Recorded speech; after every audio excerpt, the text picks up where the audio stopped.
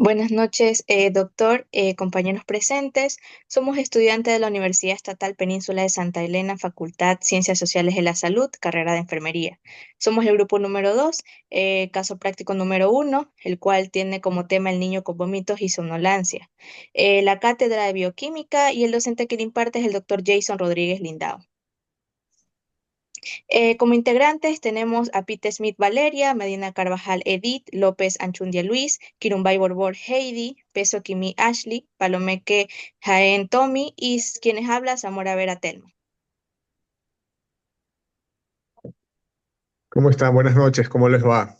Espero que se encuentren muy bien. La verdad es que con Tommy tenemos una bonita relación de profesional, laboral. Entonces, la verdad es que la hora como que no era muy precisa para mí. Yo ya estaba disponiéndome para poder alistarme y preparar todo para mañana, pero en el aprecio que yo le tengo a él, pues trataré de poder cubrir las expectativas que ustedes tengan. Lo más importante para que puedan cumplir, pues, ¿no? Con esta labor. Listo, doctor. Está bien, muchas gracias. Le comento, tenemos un caso que es el niño con vómitos y somnolencia. Un niño de 3 meses es llevado en urgencias debido a vómitos frecuentes, somnolencias excesivas y dificultad para alimentarse. Los padres reportan que el bebé ha perdido peso en las últimas semanas. Los estudios sanguíneos muestran lo siguiente: hipermonemia, que son niveles elevados de amoníaco en sangre; ácidos metabólicos, desequilibrio ácido-base caracterizado por un exceso de ácidos en la sangre; niveles bajos de urea, producto final de metabolismo de las proteínas. Bueno, doctor, en sí nosotros vamos a hacerle cada uno una pregunta, cada integrante de nosotros, para que nos pueda ayudar respondiendo. Listo. Muy buenas noches, doctor. La primera pregunta que le vamos a hacer es ¿cuáles son las principales causas médicas por las que un niño puede presentar vómito acompañado de somnolencia y cómo diferenciar si es algo leve o una emergencia? Bueno, vómito y somnolencia pueden ser muchas las causas, no es muy específico, es muy general este tipo de sintomatología. Podemos arrancar, si hablamos de vómitos, tenemos que tratar de alinearnos o pensar en algún tipo de cuadro digestivo, algún tipo de gastroenteritis, por ejemplo, causado por algún tipo de infección estomacal. Acordémonos que los niños tienden a jugar, a meterse las manos a la boca, no tienen una buena higiene, entonces podría ser una de las causas del vómito. La somnolencia no iría tan de la mano con un cuadro gástrico. Sí, pero algo comentaba, algo le escuché que en el inicio, algo comentaban de que durante las últimas semanas el niño viene presentando algo, según lo que comentaban. Entonces, esto no me hace pensar tanto que sea un cuadro agudo, o sea un cuadro de pocas horas o de pocos días, sino que en esto ya me pongo a pensar que puede ser algo más de 7 días, más de 14 días. Entonces ya me da una pequeña idea de poder pensar que puede ser algo crónico.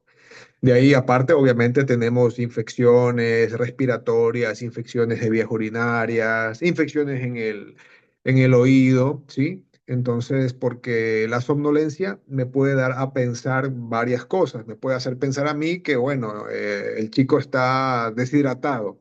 Si hablamos de vómitos, yo tengo que evaluar, creo que en la pregunta decía si es emergente o no es emergente, o si es grave o no es grave. Entonces, dependiendo los episodios, la cantidad de episodios de vómitos que yo tenga en mi paciente, yo voy a poder evaluar si hay gravedad o no hay gravedad. Un chico que come y después de que come vomita una vez y en el día se manda unos 3 vómitos, no me indica gravedad. ¿Ya? Mientras haya una buena tolerancia o una buena ingesta por vía oral. Pero cuando el niño, en este caso un niño de 3 años, no me come, lo que come vomita, lo que toma vomita, entonces conforme pasa las horas o los días, este cuadro se va agravando. Y yo puedo tener un cuadro de un un tipo de deshidratación de leve a moderada o de moderada a grave. Entonces, ahí sí ya vamos a estar hablando de un cuadro grave.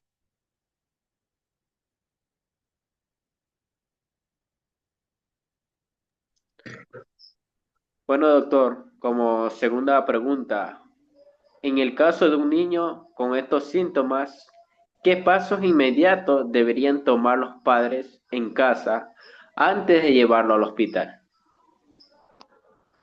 Bueno, ¿cómo estás, Luis Fernando?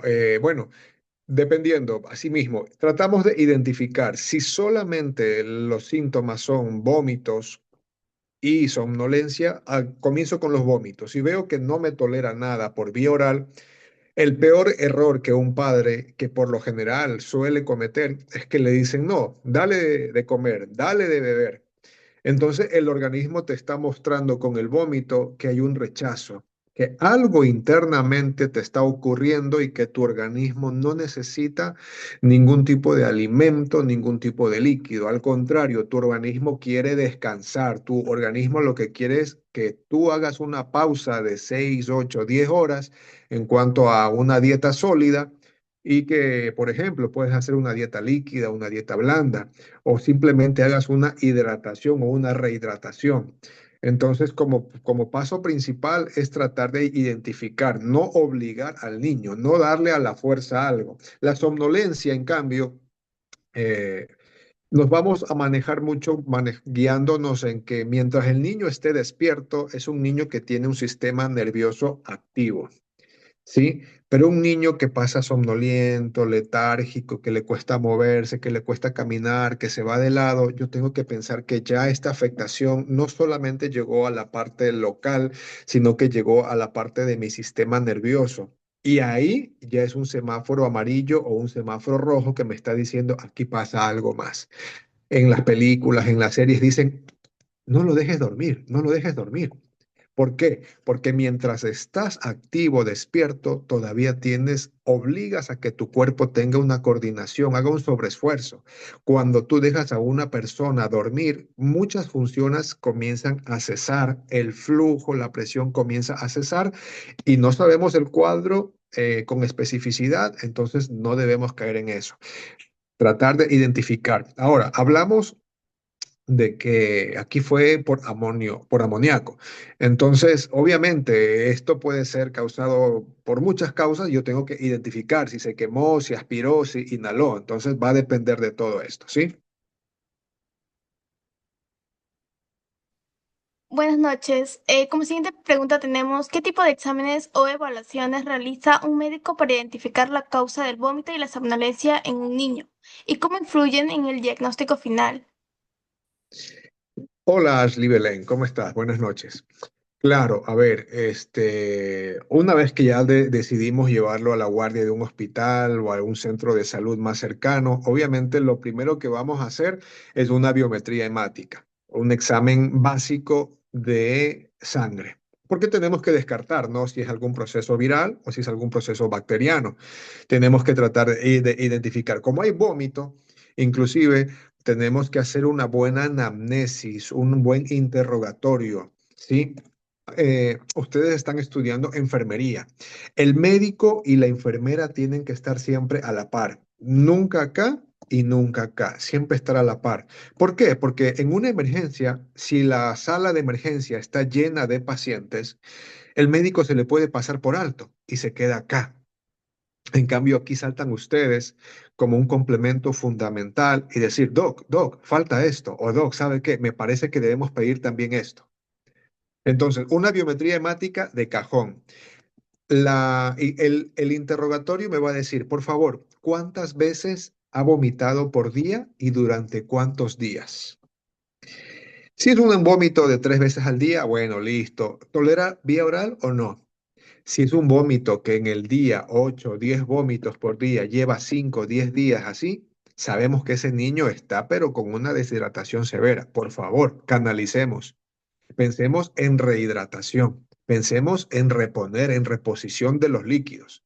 Obviamente, posterior a esto, vamos a hacer también, si yo ya sospecho, comienzo a preguntar, ¿por qué es tan importante la anamnesis o el interrogatorio?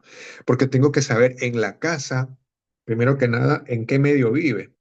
Si tiene algún vecino, si hay alguna fábrica, si hay alguna industria, si el negocio es de algún tipo de comida, de gases, de limpieza. ¿Por qué? Porque tengo que ir pensando. Si estoy pensando en intoxicación por amoníaco, hay muchas mamitas que les gusta limpiar el, el sarro de las paredes, de las baldosas y usan el amoníaco porque supuestamente limpia mejor y la. Al momento de generar, de mezclar con agua, esto genera una reacción súper fuerte y va a causar una intoxicación inhalatoria. El bebé está a pocos metros, pero el bebé tiene una percepción diferente a nosotros. Va a haber una intoxicación inhalatoria. Entonces yo tengo que basarme en esto y puedo pedir diferentes exámenes, puedo pedir unos niveles de amoníaco en sangre, puedo pedir una imagen radiológica, dependiendo si en el vómito tengo que preguntar si hubo sangre o no hubo sangre, tengo que pensar o exagerar en pensar en una endoscopía para poder catalogar. Tengo que ver si hay alguna mancha, algún signo de que está con los deditos quemados o con la boca quemada para ver si hubo alguna ingesta. Entonces ahí comienzo a organizar. Obviamente los centros de salud y los hospitales no están tan equipados, pero en base a lo que yo tenga, broncoscopía, endoscopía, chévere. Pero si no lo tengo, obviamente lo que más tenga a la mano, una buena historia clínica, una buena anamnesis y unos laboratorios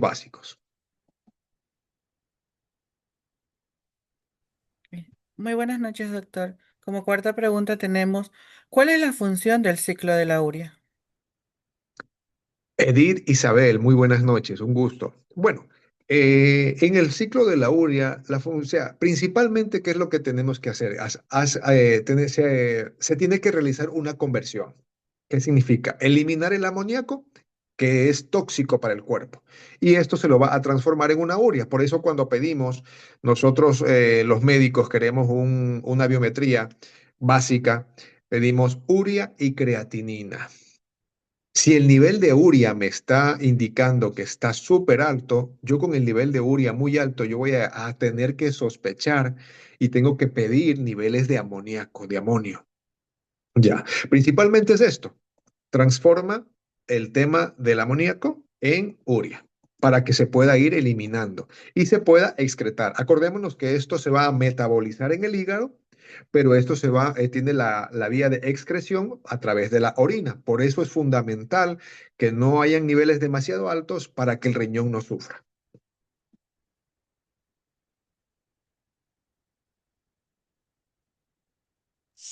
Ok, doctor. Como siguiente pregunta, buenas noches antes que todo. ¿Por qué se acumulan niveles elevados de amoníaco en el paciente? Peter Smith, buenas noches. Sí, lo que habíamos comentado. Si yo tengo en casa la costumbre de realizar algún tipo de limpieza, obviamente en muchas casas hay muchas mamitas sobre todo que son muy limpias y no les gusta ver los baños, las paredes con moho, con sarro, entonces tienden a utilizar este elemento, ¿sí? Ahora, puede haber cerca de mí algún tipo de industria.